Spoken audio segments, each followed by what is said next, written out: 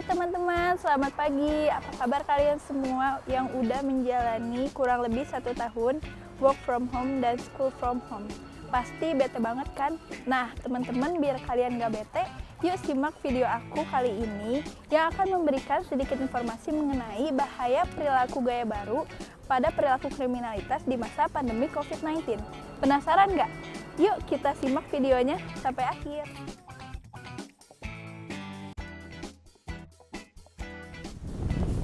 Nah teman-teman, Kristianto berpendapat bahwa setiap manusia dalam menjalani kehidupannya sehari-hari di tengah masyarakat pasti dihadapkan pada suatu kenyataan berupa kebutuhan yang berusaha untuk dipenuhi agar ia bisa bertahan dalam kehidupannya. Tapi teman-teman, selain kebutuhan, ada juga keinginan yang menuntut seseorang untuk bisa memenuhi keinginan tersebut. Terkait dengan adanya penyebaran wabah coronavirus disease 2019 yang kemudian kita kenal dengan sebutan COVID-19 menyebabkan Indonesia memiliki angka kriminalitas yang tinggi. Berdasarkan data hasil riset mengenai tingkat kriminalitas di Indonesia meningkat akibat adanya pandemi COVID-19. Nah, adapun datanya bisa kita lihat pada grafik berikut ini.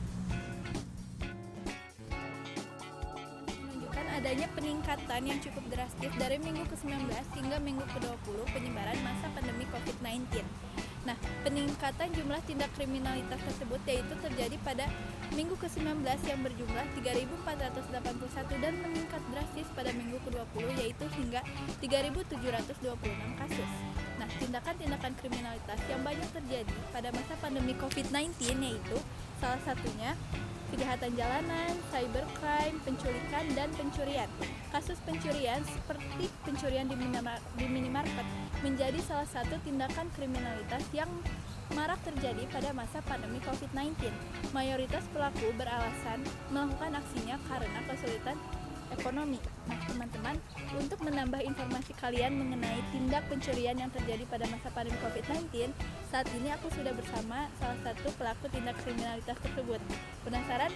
Yuk teman-teman, sekarang aku udah bareng nih sama salah satu pelaku tindak kriminalitas yang mencuri di Indomaret. Nah sebelumnya dengan Mas siapa?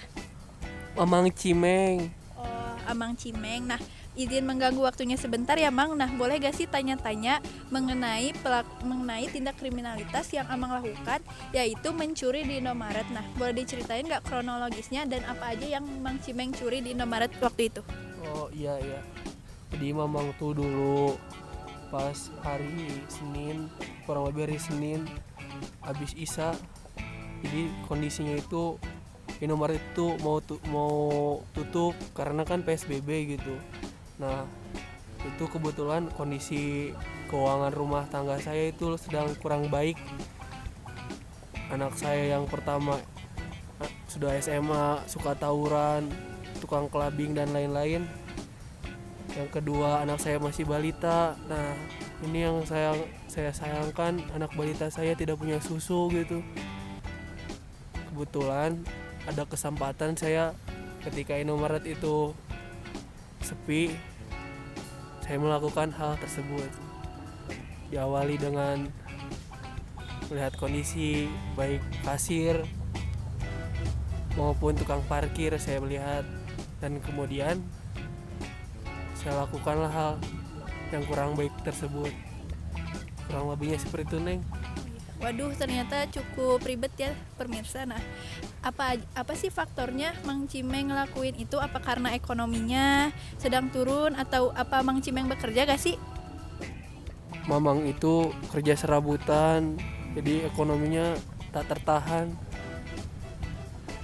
Oh, jadi akibat pandemi juga penghasilan Mang Cimeng juga berkurang ya akibat pandemi? Ya, pasti sangat terasa. Udah mungkin cukup sekian ya. Terima kasih Mang Cimeng udah mau diwawancarai. Mangga teh. Nah teman-teman, dari hasil wawancara tadi saya bersama Mang Cimeng dapat kita ketahui bahwa salah satu faktor pencurian atau tindak kriminalitas pada saat pandemi salah satunya yaitu ekonomi.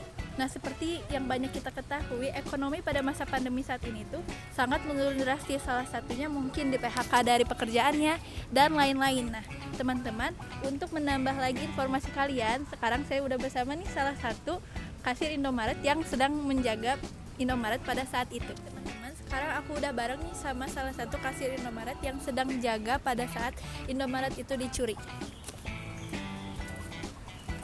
Nah, sebelumnya dengan Mbak Tira ya? Ya betul teh. Nah, Mbak Tira, boleh diceritain gak sih sedikit mengenai kasus pencurian Mang Cimeng di Indomaret yang sedang Mbak Tira jaga saat itu? Oh ya waktu itu ya jadi sekitar jam 9 malaman ya, sehabis isya lah. Waktu itu emang keadaan di minimarket kami sedang sepi. Nah tiba-tiba ada salah satu lelaki ya yang disebutkan tadi oleh Teteh, yaitu Mang Cimeng. Dia mengambil beberapa dus susu formula untuk bayi. Nah di situ dia langsung kabur gitu. Jadi dia belum sempat ngebayar si susunya itu, tapi dia langsung kabur. Nah dari situ kebetulan saya dengan teman laki saya yang sedang berjaga dan bertugas di situ langsung melaporkan kejadian tersebut ke atasan saya. Dan si Mang Cimeng itu sempat dikejar juga oleh kami dan oleh warga di sekitar Indomaret saat itu. Nah, itu ketangkep gak sih langsung atau beberapa hari kemudian baru ketangkep?